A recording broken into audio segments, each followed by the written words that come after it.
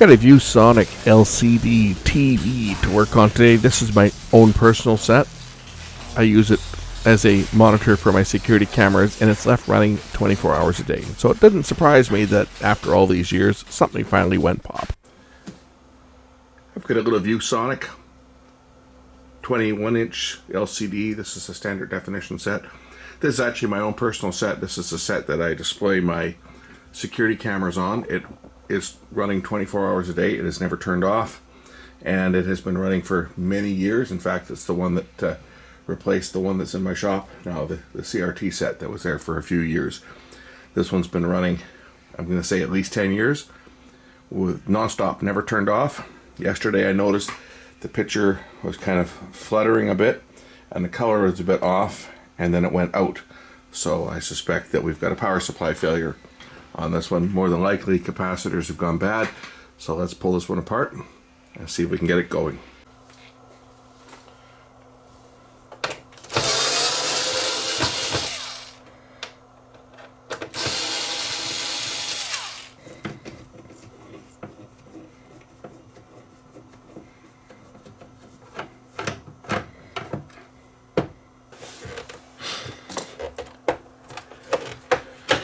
Might be another screw under here is what I'm thinking.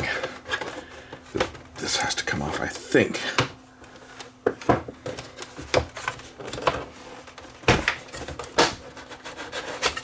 Ah, yep. There are more screws here. There we go.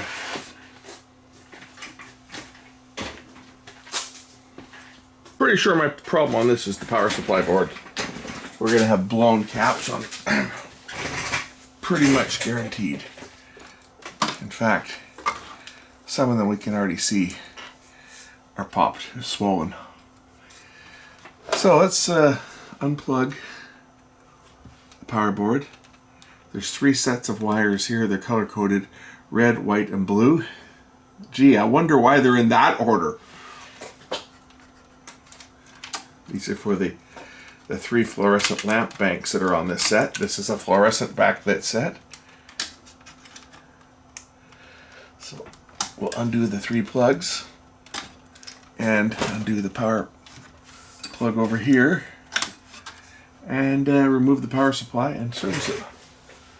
As I said before, this is my set. This one runs constantly. It's never turned off. It hasn't been turned off since I've had it, and I've had it for probably 10 years. It was made in 2006, around the same time as the RCA set that I'm using in here as a monitor, and that's what this one actually replaced. RCA sat in my kitchen for probably 4 years maybe, and then I got this set given to me, and it wasn't that old when I got it. It was like 4 years old when I got it. I think I got it around 2010, and this thing's been in operation ever since. It's never turned off. And one of the reasons I don't turn it off is because the fluorescent backlights, all LCD panels that use a fluorescent backlight, they will last a lot longer if the backlight is kept running. It's the starting of the cold cathode fluorescence. That's what shortens their life. So if you've got a cold cathode fluorescent lamp panel and you leave it running constantly, it's going to run a lot longer than if you turn it off and turn it on all the time. Well, I can see 3 caps right now that are leaking. Bap, bap, bap. We're going to change all these ones in this section here, I think. And the reason I'm going to change all of them is just because this set, as I say, will be, when we get it going, this won't be running 24/7 again. It won't be turned off, so might as well change all the ones that are going to be bad on this one. So these 2 are 470 at 25 volts, so we'll swap them out first.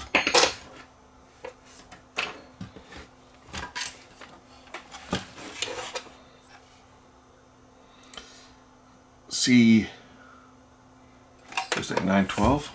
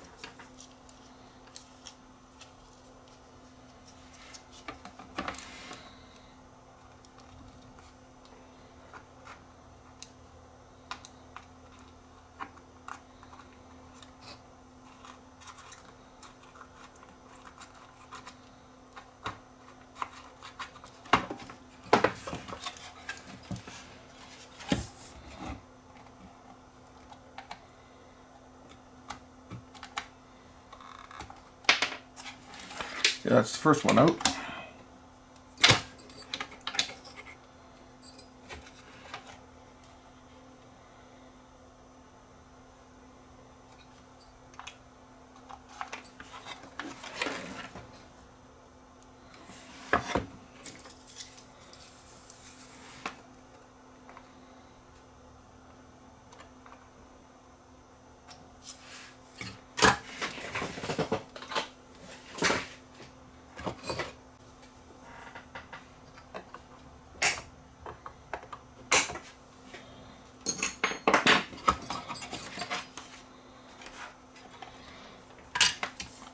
Next one's this one, C823.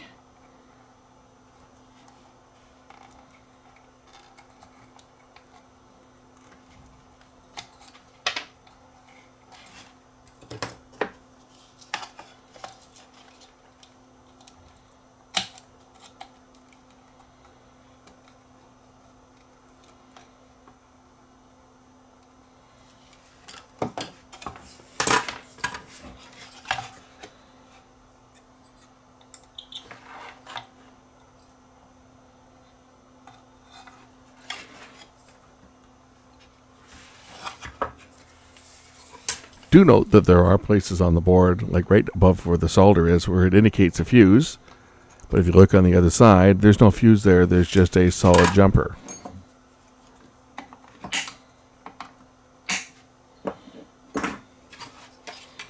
And then this big one over here. This one is, what's this one? This is C822. It's a big main filter cap over here.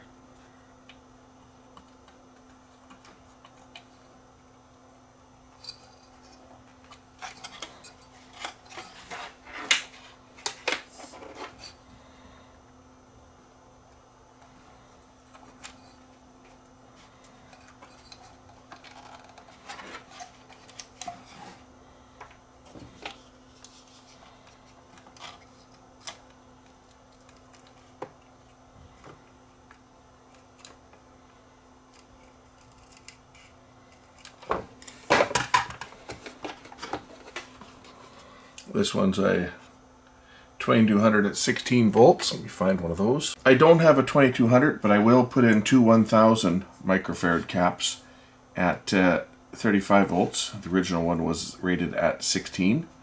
There's actually a second location on the board which is in parallel. These two here. You can see on the original design it was designed for two smaller caps or one big one, and they just put one big cap in there before.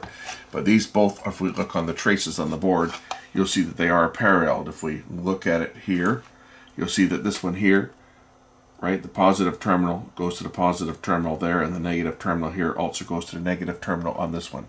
So these two are actually in parallel, and that's what I'm going to do. I'm going to put two of them in parallel with each other. That'll give me 2000 microfarads, which should be more than enough for what this is for.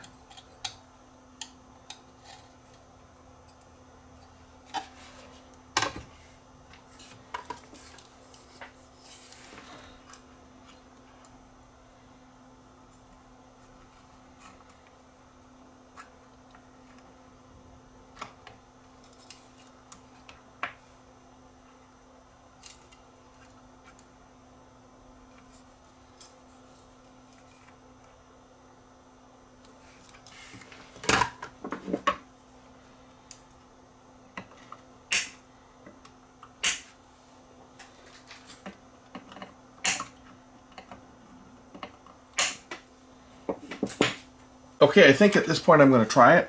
I think I just tested these other two here, and these ones are okay. ESR is like 0.01 ohms, so I think those ones are probably okay. It was just these three main caps that went bad. So we'll remount the board and see if it turns on.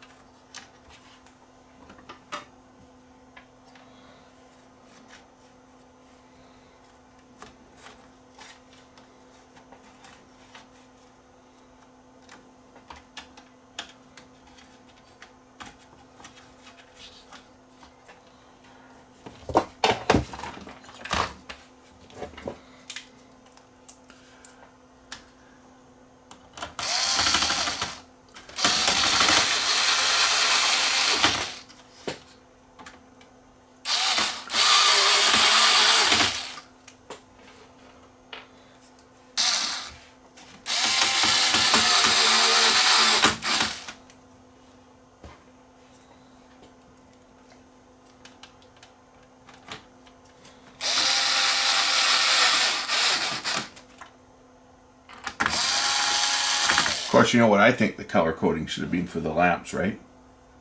Not red, white, and blue. No. Red, green, and blue. Get it? Color display. Red, green, and blue, color display.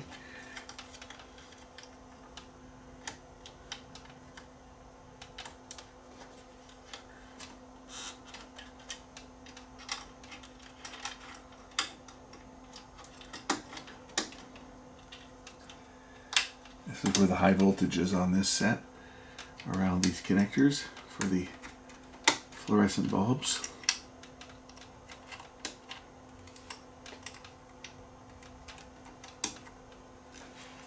And of course my power connector over to the main board. Okay, will it turn on?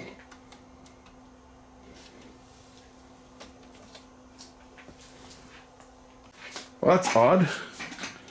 Power button's not doing anything. Well, I've got a remote control. Let's see if the remote will turn it on.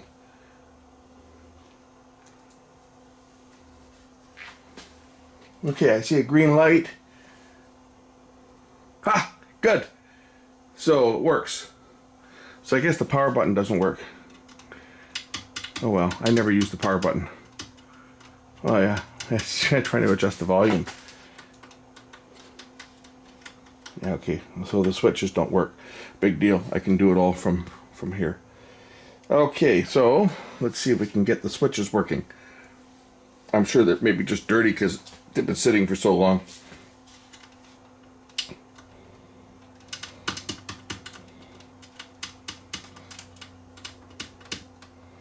Oh, now it worked. It might be just dirt in the switches, right?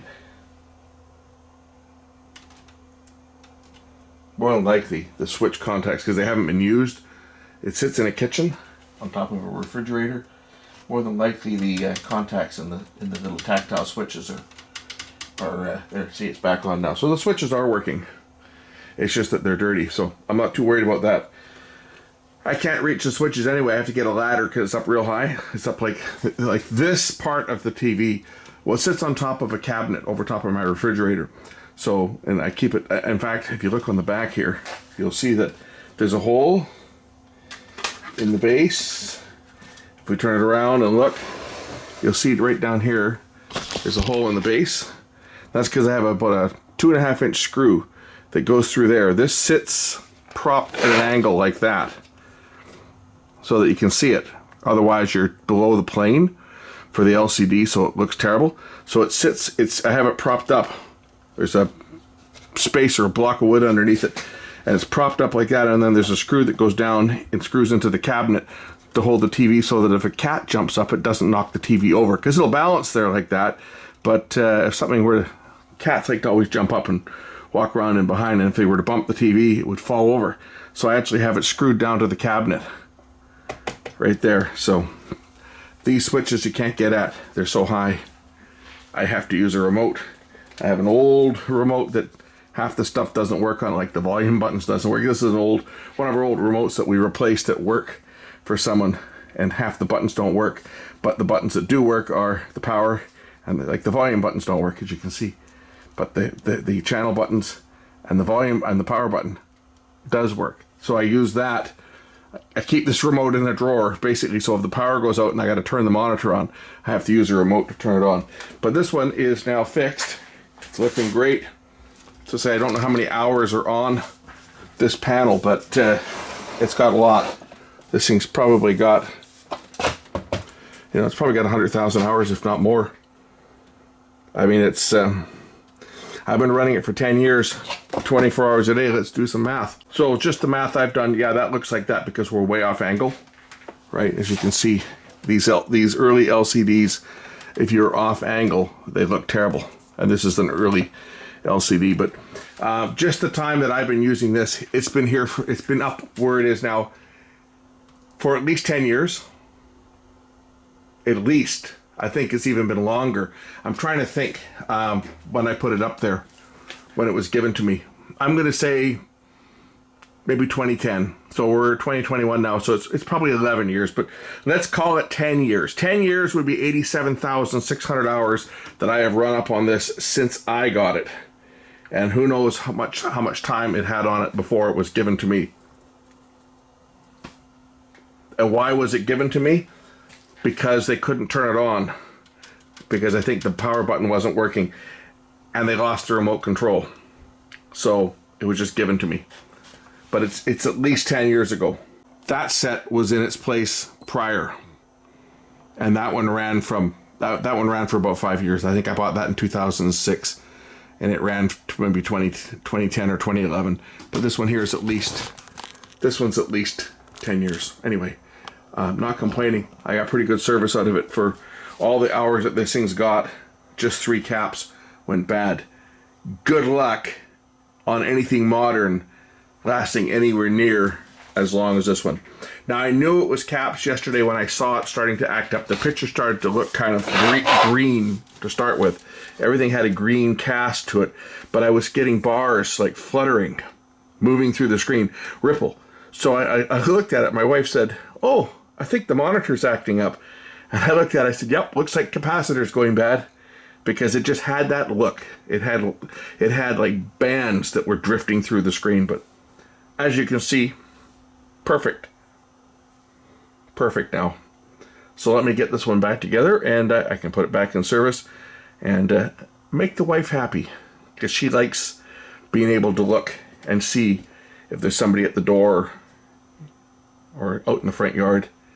I can't see, like my kitchen on my house is like towards the back. It's in the middle of the house, but you can't see if there's anybody at the door, or you can't see if there's anything going on in the front yard from where the kitchen is. So it's been there for years, and just got used to it. Be able to look and see if there's somebody out front and what's going on. Anyway, let me get this thing together.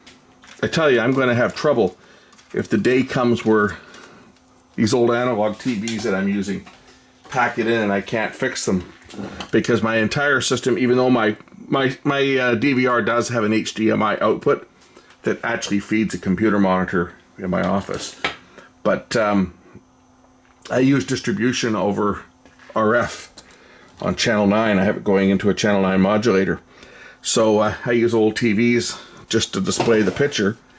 And when the day comes where I can't get a TV that has an analog tuner in it, it won't be a good day. I'll be not too happy about that.